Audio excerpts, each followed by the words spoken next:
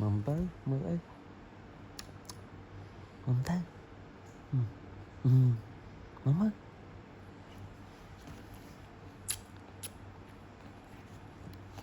dạ cắn mầm giúp bút tức là cô chụp này là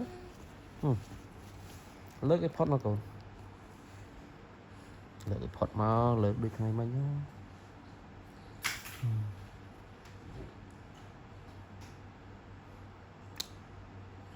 birthday birthday chỗ này là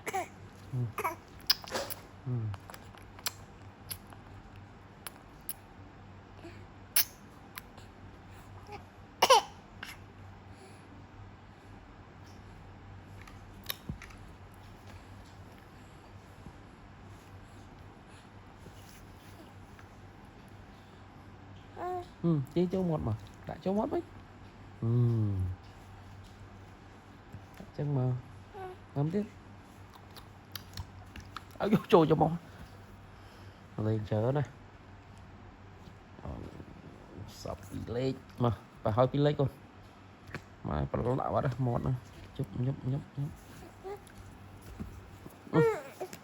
thở ấy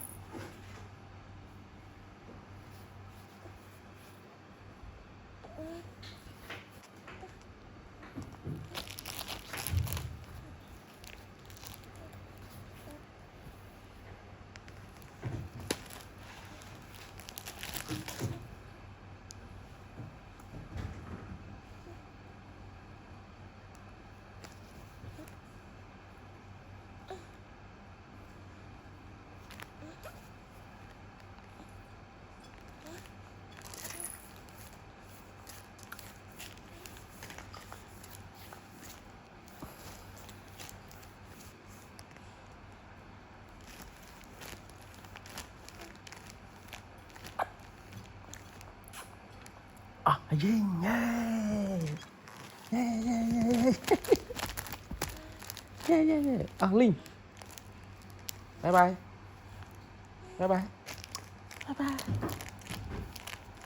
bye bye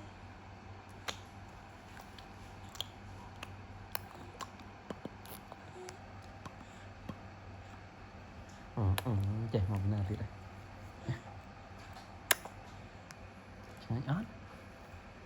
nhảy ớt có cô ấy